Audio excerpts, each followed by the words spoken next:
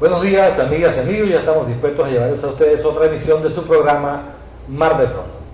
Hoy, como ustedes pueden ver, nos acompaña Manuel Arturo Narváez, economista y el coordinador regional de la Mesa de la Unidad Democrática. Hoy vamos a estar hablando sobre todos estos temas tan álgidos en estos tiempos, como es el asunto político y la situación del país y del Estado Nueva Esparta. Bienvenido.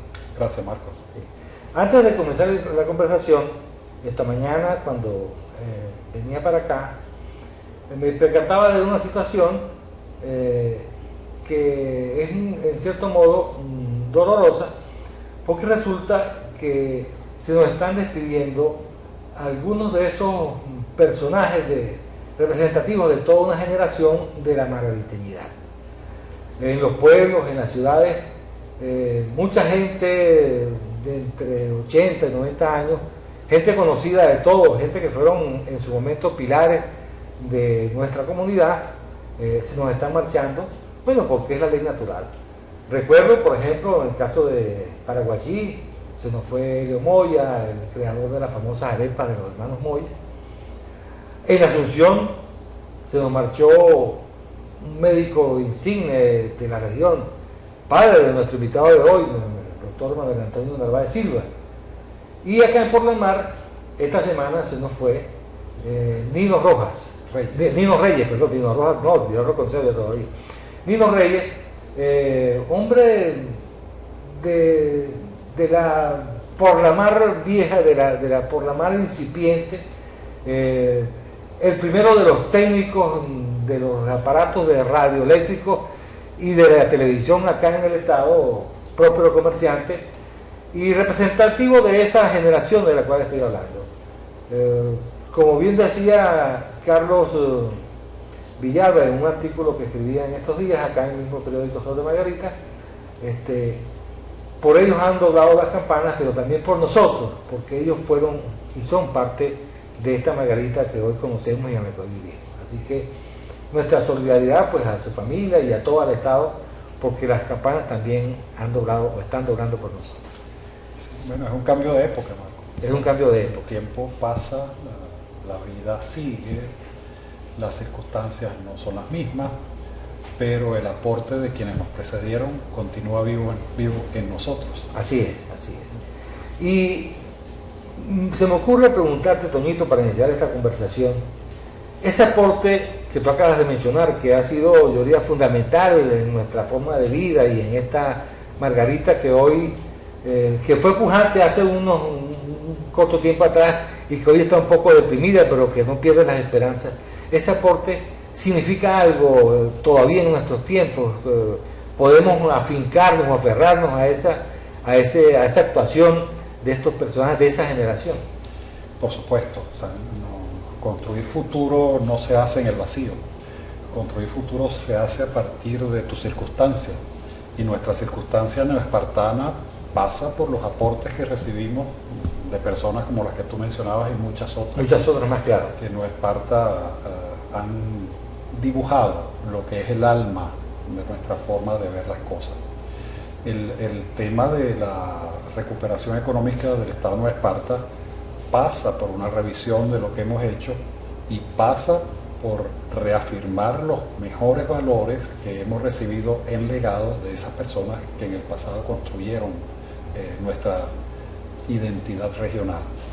El tema central allí es el modelo de desarrollo que en Nueva Esparta se aplicó a mediados del siglo pasado, muy exitoso por cierto, el Puerto Libre, que hoy en día es un modelo que resulta absolutamente anacrónico e inoperativo y que nosotros hoy tenemos que revisar con esos ojos, no con los ojos de la nostalgia, no con los ojos de la evocación de un pasado que fue, tú y yo lo recordamos, Marco, con mucha intensidad, ese paraíso terrenal que era la Margarita del Puerto Libre, sino con los ojos de la realidad, los ojos de quienes estamos obligados a establecer condiciones materiales que permitan que los neoespartanos podamos vivir con dignidad y soñar con un futuro mejor. Eso no es posible hoy en día. Justamente por estos días se ha retomado la discusión de revisar incluso el modelo del Puerto Libre, sus fundamentos legales. Hay una propuesta de la Cámara de Comercio para la reforma de la ley de Puerto Libre, que incluso, como comentaban ellos mismos, va un poco más allá del mero acto comercial, del mero acto de la importación de mercancías, sino que además recoge algunos elementos que resaltan, por ejemplo, actividades como la gastronómica, incluso la actividad cultural, que en un principio había sido dejada de lado por todo este crecimiento económico. Y hace mucho énfasis en lo que ahora se conoce como el emprendimiento, que yo tengo que ubicarlo en el pasado como el accionar de aquellos hombres que hicieron posible la Margarita de hoy, ¿no? La audacia de los primeros contrabandistas que se fueron al mar a traer la vida desde otro lado para acá, la gente que se dedicó con constancia, con perseverancia a la cuestión de la pesca y de la agricultura, que en su momento fueron emprendimientos. Hoy los emprendimientos son de otra naturaleza, pero parece ser que hacia allá es donde van los tiros, sí, o donde deben ir los tiros. Sí, yo he leído con atención el proyecto de ley y la percepción que tengo es que se trata, más allá de una reforma de la ley de Puerto Libre, de un esbozo del marco para el desarrollo integral del Estado de Nueva Esparta. Ahí hay claramente dos partes en ese texto legal que ya fue discutido en primera discusión en la Asamblea Nacional. Una primera parte en donde hay ajustes al régimen especial del cual se disfruta en Nueva Esparta en materia arancelaria, donde se hacen los ajustes necesarios por el tiempo transcurrido y la experiencia acumulada. Pero la segunda parte es una propuesta de desarrollo para Nueva Esparta bajo unos parámetros nuevos. Entonces ataca el tema del emprendimiento, el tema de la formación y capacitación, el tema de la integración de los factores que hacen vida en Nueva Esparta. Y una cosa importantísima a ser vista con detalle es que se propone la creación de una suerte de agencia de desarrollo local para Nueva Esparta. Una especie de Fondene actualizado o algo así. Una especie de Fondene, pero actualizado a los tiempos que corren y entendido ya no como un centro en donde la benevolencia del empresariado se reflejaba, sino donde el esfuerzo y la intensidad y la capacidad de cooperación entre los distintos entes que viven en Nueva Esparta se expresa de manera articulada para empujar el crecimiento de la isla. Entonces ahí yo creo que hay que verlo bajo esa perspectiva. O sea, detrás del nombre engañoso de reforma de la ley de Puerto Libre está una verdadera propuesta para crear las condiciones generales bajo el cual un nuevo modelo de desarrollo puede implantarse en Nueva Esparta. Y tiene futuro esa propuesta, porque con todos los problemas políticos, y aquí viene la interrelación entre un campo y otro, con todos los problemas políticos que hay en el país y con el, digamos, desconocimiento de la actual Asamblea Nacional por parte del Ejecutivo Nacional, tiene futuro ese tipo de planteamientos, de reformas, incluso desde el punto de vista del modelo que preconiza el Ejecutivo Nacional. Mira, en lo inmediato evidentemente Venezuela está como en suspenso. Estamos en el reino de la provisionalidad, de las indefiniciones, de la incertidumbre. Eso es claro.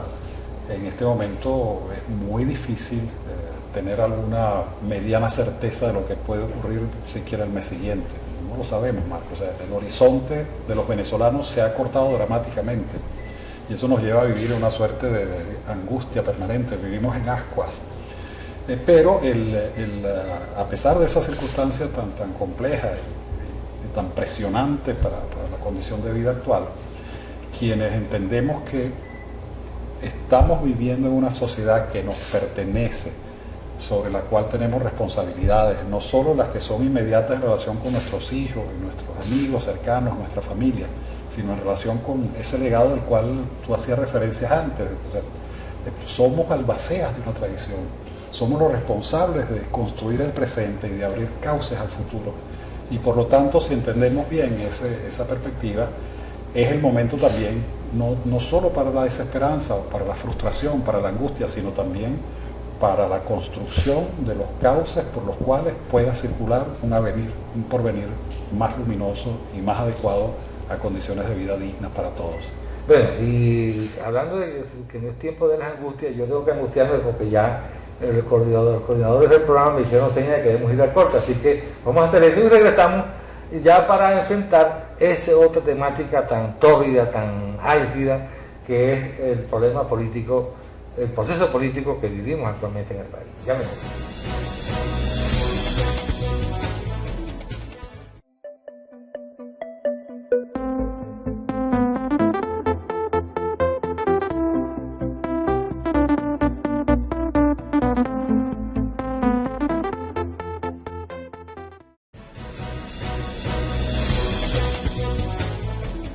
Bien amigos, continuamos aquí en su programa Mar de Fondo conversando con el economista Manuel Antonio Narváez, coordinador regional de la Mesa de la Unidad Democrática.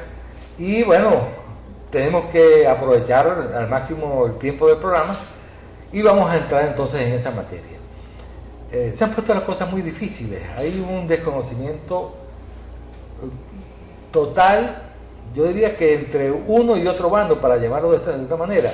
Por un lado, el gobierno, a través de decisiones dictadas por el Tribunal Supremo de Justicia, desconoce a la Asamblea Nacional y la Asamblea Nacional le responde desconociendo al presidente, a quien declara como haber abandonado el cargo o su función de presidente.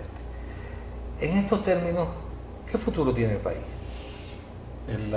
Bueno, tenemos el reto de reconstruir e institucionalizar nuevamente el Estado de Derecho. El imperio de la ley está suspendido en Venezuela. Lo que existe es un régimen despótico que actúa según su libre albedrío, buscando siempre concentrar el poder y permanecer en él hasta que la vida nos alcance. Frente a eso, el problema que tenemos los venezolanos es, sobre todo quienes hacemos actividad política dentro de una concepción democrática, es que no estamos acostumbrados a actuar sin ley, que no estamos acostumbrados a este estado de indefinición en términos de los límites, en términos de lo que está permitido o lo que está prohibido, que es lo que define a las sociedades democráticas. Entonces el gobierno desmontó la institucionalidad, suspendió el Estado de Derecho y ha creado esta suerte de despotismo postmoderno que es el que rige en Venezuela. Eso hace que los partidos de oposición, que tienen una larga tradición democrática en Venezuela, no encuentren la forma... Yo veo que hay como una especie de desconcierto, como que no saben cómo reaccionar frente a esta situación. Sin embargo, en el pasado reciente, en los meses últimos del año pasado, había como señales de que esto era lo que estaba ocurriendo y lo que iba a profundizarse, y no se notó una reacción a tiempo de la oposición. Claro, es que las prácticas recurrentes hacen que tú adoptes una cierta rutina, unos ciertos automatismos, unas conductas. Los partidos políticos nuestros están acostumbrados al torneo electoral. Tú haces una propuesta, vas a una confrontación política y eso se resuelve en elecciones. Esa es la rutina. Bueno, ahora no hay elecciones. Ahora no hay ley. ¿Las habrá? No lo sé. Eso es una tarea pendiente de toda la sociedad venezolana. Tenemos que hacer lo que sea posible y necesario para que este año haya consulta electoral. Aunque sea la de Reina de Carnaval el mes que viene, tiene que haber elecciones en nuestro país para que podamos comenzar a transitar el camino de la reinstitucionalización nacional y de la reinstauración del Estado de Derecho. Sin elecciones no es posible, por eso es que el gobierno se hace el loco, busca subterfugio, utiliza perversamente los resortes que tienen bajo su control en las instancias del poder público que controla, y eso hace que estas arenas movedizas donde estamos actuando paralicen de cierta manera la acción contundente de la sociedad, especialmente la que está representada por los partidos políticos. Entonces es un esfuerzo de todos para tratar de encontrar esas respuestas que vayan más allá de la expresión de un deseo. Me acojo al 350, hay que ir a la calle. Claro, son cosas que quizás liberan un poco la angustia que siente particularmente alguna persona, pero que en términos prácticos no tiene impacto político. Entonces hay una necesidad de un esfuerzo de reflexión profundo y de análisis de la realidad concreta que nos lleve a identificar cuáles son las acciones que de verdad harían posible que este gobierno despótico se vea obligado a realizar elecciones este año. Ahora fíjese, el cuadro es el siguiente. El juego electoral aparentemente está trancado no solo porque no se han convocado las elecciones, sino porque además los partidos políticos de la oposición están en situación de ilegalidad, según el CNE, porque deben relegitimarse, ¿no? Deben pasar por el proceso de recolección de firmas, porque como no participaron como partidos en los procesos anteriores, sino que lo hicieron a través de la tarjeta de la unidad, perdieron su vigencia como organizaciones políticas. Pero desde el año pasado están hablando de eso y no se abre el camino para cumplir con ese proceso. Pero es que eso forma parte de la maraña que ha desarrollado este gobierno para confundir todo el proceso institucional en el país. Evidentemente ellos hacen uso de cualquier recurso a su alcance para conseguir el fin que persiguen, permanecer en el poder la mayor cantidad posible de tiempo, sin que la oposición tenga opción dentro de un marco de alternabilidad democrática para sustituirlo con propuestas nuevas. Ese es lo que ellos hacen. Entonces la señora Tibisay se hace la loca, la señora Ortega hace lo mismo, el defensor se hace el musiú, el contralor no controla. Cuando hay una decisión del Tribunal Supremo siempre favorece. Este es el récord mundial, el único país del mundo donde el gobierno jamás ha perdido un caso es Venezuela. Entonces, ese tipo de circunstancias que definen a un Estado despótico es lo que tenemos como reto frente a nosotros. Ahora, ese reto no se dibuja un poco cuando tú hablas de que hay que buscar, hay que diseñar un plan, una estrategia, una forma de actuar, un conjunto de acciones que permitan salir de ese desconcierto y enfrentar exitosamente esta situación. Pero al lado de eso, lo que parece que todo el mundo tiene claro es que en un eventual proceso electoral hay que presentar candidatos y entonces ya toda la atención de la dirigencia o mucha de la atención de la dirigencia opositora está encaminada hacia la candidatura. Entonces, claro, yo quiero ser candidato, tú también. Hay peleas internas ya disputándose las posibles nominaciones tanto a la gobernación como a las alcaldías, y eso ante los ojos del ciudadano común resulta como frustrante, ¿no? Pero esas pugnas son consubstanciales con el juego democrático. O sea, en democracia es así. O sea, yo tengo una propuesta y quiero que la mía prevalezca sobre la tuya, eso es lo normal. El problema es que eso es normal bajo circunstancias normales, cuando las reglas de juego están claras. Claro, hay elecciones, pero yo peleo contigo para ser yo el candidato y que no seas tú. Eso es perfectamente legítimo. El tema es que, como estamos acostumbrados a esa rutina, no nos damos cuenta en este momento que lo importante no es que yo sea candidato, sino que haya elecciones. Exactamente. O sea, la campaña no es por mi promoción personal, la campaña primero es para que haya elecciones. Y ahí es donde no sabemos cómo hacerlo. Lo reconozco, las discusiones internas nos llevan a lugares que se parecen al limbo. Pues, ¿cómo hacer? ¿Cómo hago? Porque este gobierno tramposo, escurridizo, grosero, que no tiene escrúpulos, bueno, frente a eso, ¿cómo actúas tú si tú eres una persona honesta, transparente y comprometida con el respeto del otro? Es complicado, Marco. Pero el tema es que ese estado de indefinición no va a durar para siempre, porque está montada sobre una bomba de tiempo, y es la terrible crisis por la que atraviesa el país. El hambre no es mentira. La estampida de venezolanos jóvenes no es mentira. La pérdida de esperanza no es mentira. Y eso está allí como una presión que va a obligar, más pronto que tarde, a que estas cosas encuentren una respuesta, porque esto ya no es sostenible, de verdad. Hay mucha gente que habla de un posible estallido social, una conmoción en la sociedad venezolana por esa circunstancia tan terrible que estamos viviendo. Es decir, verdaderamente, como tú dices, hay hambre, hay desesperanza, hay incluso demasiada violencia en el ambiente, ¿no? Pero esos estallidos sociales a veces son buenos, la historia los ha parido, exitosos, los que han tenido una vanguardia, que han podido encauzar ese estallido social. Pero también la historia nos habla de estallidos muy malos, negativos, que han precipitado a sociedades hacia el desastre, porque justamente han sido estallidos silvestres, ¿no? Totalmente sin dirección, desbocados. Claro. ¿En qué situación estamos nosotros? Estamos en la situación en la cual debemos entender ese reto y la dirigencia del país, toda, o sea, no es la opositora nada más, las élites del país que se expresan en distintos espacios, en lo económico, en lo político, en lo social, en todos los ámbitos, deben entender que tenemos frente a nosotros esa dicotomía: o hay una violencia desencadenada, dura, con sangre y sufrimiento, o abrimos causas para que esa presión transcurra de manera democrática y útil a los fines de crear condiciones para una vida decente y civilizada.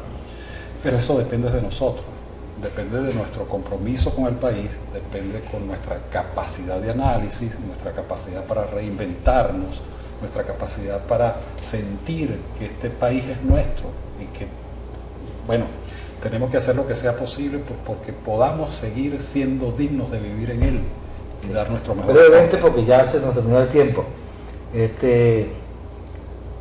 Tu apreciación sobre las perspectivas. ¿Hay razones para ser, aunque sea medianamente optimistas? ¿Vamos a salir de esto? Sí, yo, como estamos viviendo en una situación de total incertidumbre, yo no pienso en ser optimista o no. Yo pienso en las cosas que yo, Manuel Narváez, tengo que hacer y trato de hacerlas la mejor posible. Ese es el mensaje a la gente. Y yo creo que ese es el mensaje. Que cada quien haga lo que tiene que hacer. Y que lo hagamos con pasión y entrega y con honestidad. Si vamos allí haciendo lo mejor que cada uno sabe y puede hacer, la red social se hace fuerte, los compromisos, esas complicidades buenas y sanas hacen posible que la sociedad cambie. Pero cambia a partir de individuos que son sanos y que están comprometidos ellos mismos con el futuro que es nuestro. O sea, el tiempo del Mesías, el tiempo del Estado rentista, padre protector que proveía todo, se acabó. Es el tiempo de la responsabilidad individual bien entendida y bien compartida. Bueno, muchísimas gracias, Manuel Narváez, por habernos acompañado hoy en la mañana. Creo que hay bastante que reflexionar de acuerdo con lo que ha dicho Manuel Narváez. Tonito, como decíamos los amigos del liceo, con discípulos en el Liceo Rísquez. Así que, amigos, bueno, ustedes también tienen la oportunidad de pensar y reflexionar y opinar. Gracias por habernos sintonizado. Nos esperamos el próximo viernes a esta misma hora y por este mismo canal.